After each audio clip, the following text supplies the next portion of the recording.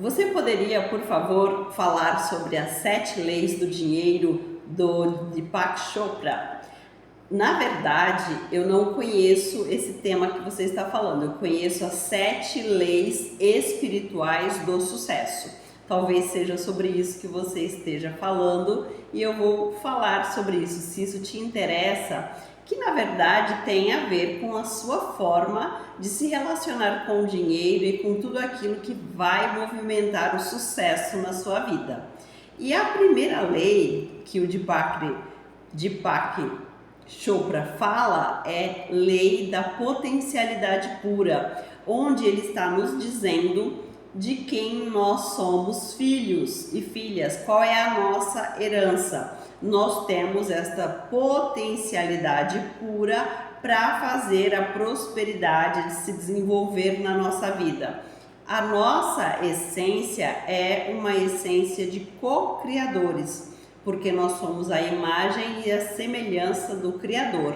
Então, nós nunca deveríamos estar no pensamento da falta, da escassez, da carência, porque a nossa essência é de potencialidade pura com base nesta lei.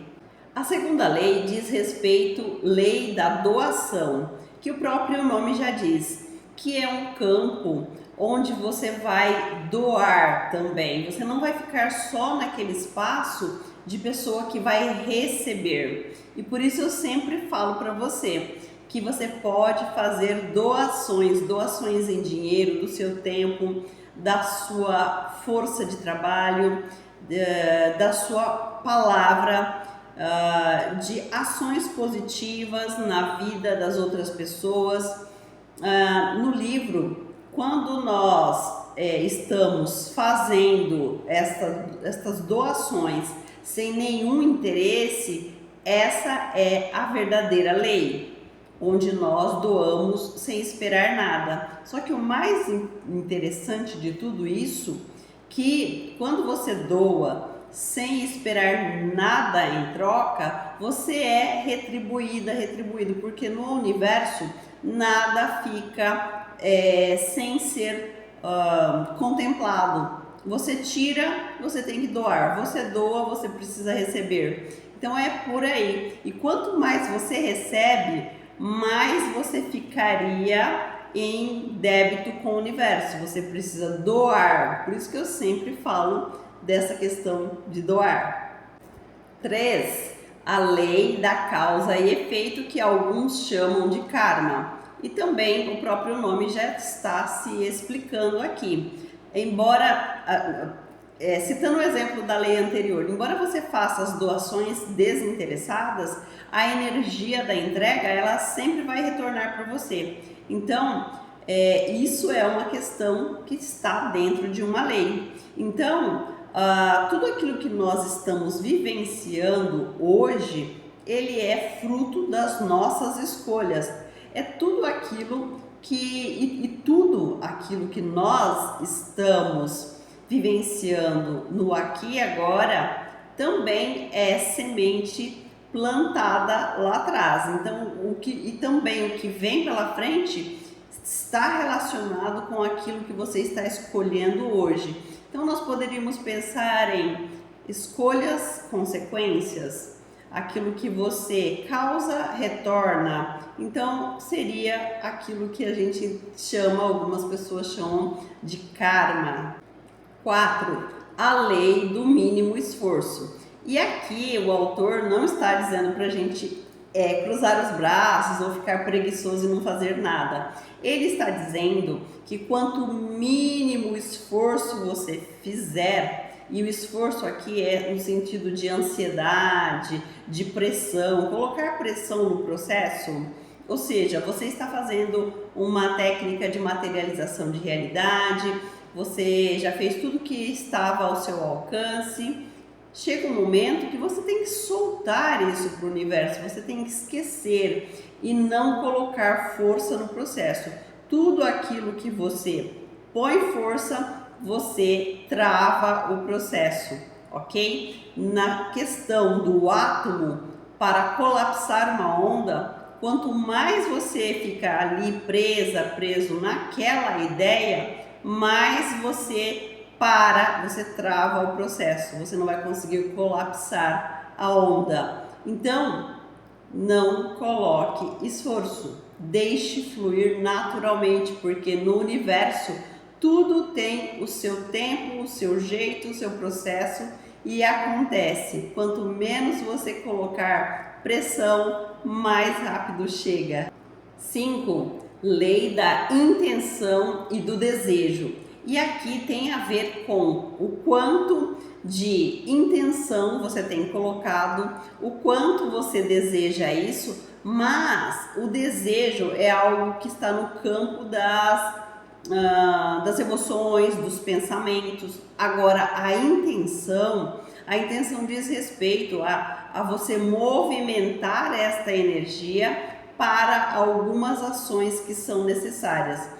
Você não vai colocar ansiedade, mas você vai ter a certeza que já é seu e também estar aberto para receber as mensagens do universo, as oportunidades que vão chegar, aquele curso que você precisa fazer, a pessoa que você precisa conversar. Então, no campo da lei da atração, tudo está dentro do campo das infinitas possibilidades, mas nós também precisamos fazer alguns movimentos e trabalhar diante daquilo que nós desejamos. Então o segredo aqui é a união entre a sua atenção e a sua intenção. Então vamos colocar as metas e as ações caminhando em conjunto.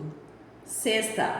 Lei do distanciamento. E aqui não é para você abandonar tudo, mas é para você deixar as coisas acontecerem naturalmente, não ficar na ansiedade, ficar preso na questão da realização. Quando será que isso vai chegar para mim?